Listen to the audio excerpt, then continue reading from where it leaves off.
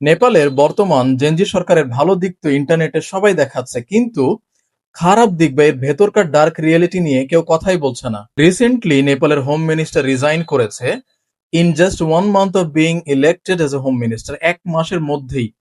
কারণ কি? কারণ হলো তার নামে মানি লন্ডারিং এর কেস আছে।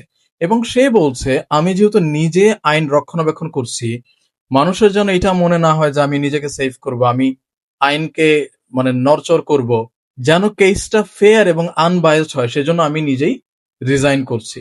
দেখুন, তার নামে জাস্ট অভিযোগ উঠলো আর সে রিজাইন করলো। আর আমাদের দেশে ক্রিমিনাল ব্যাকগ্রাউন্ড থাকাটাই মনে হয় একজন পলিটিক্স হওয়ার একটা ক্রাইটেরিয়া বা যোগ্যতা। আরো শুনুন, বালেনশা স্টুডেন্টস পলিটিক্স বা ক্যাম্পাস পলিটিক্স বন্ধ করে দিয়েছে। এখন মানুষজন বলছে যে ভাই, তুমি নিজে স্টুডেন্টস পলিটিক্স বা প্রোটেস্ট করে ক্যাম্পাস পলিটিক্স করে তুমি সরকার হলা, আর এখন তুমি নিজে এগুলো সব বন্ধ করে দিচ্ছ, এগুলো কি ঠিক হচ্ছে?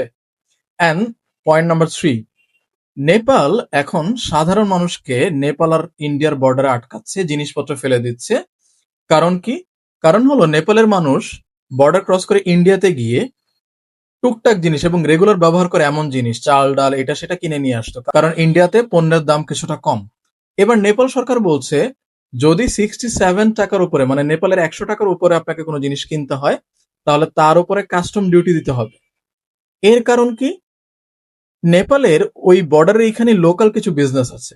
এখন মানুষ যেহেতু ইন্ডিয়া থেকে গিয়ে সেগুলো কিনে নিয়ে আসছে, ইন্ডিয়ার লাভ হচ্ছে, কিন্তু নেপালের লোকাল বিজনেস গুলো নষ্ট হচ্ছে। প্লাস এই কাস্টম ডিউটি থেকে সরকার একটা বড় ট্যাক্স বা একটা ইনকাম পাবে, সেটাও নষ্ট হচ্ছে। সারা বিশ্বের মানুষ এখন নেপালকে বা নেপালের এই সিদ্ধান্তগুলোকে দুই ভাবে দেখছে। একদল বলছে যে না, নেপাল ভালো, নেপালের এই সিদ্ধান্তগুলো ফিউচারে গিয়ে অনেক কাজে দিবে। আরেক দল বলছে যে না, শেষ, এজেএনজি সরকারের আমলে শেষ, নেপালের ভবিষ্যৎ আর কোনো কিছু নাই। Now I want your opinion or your comment.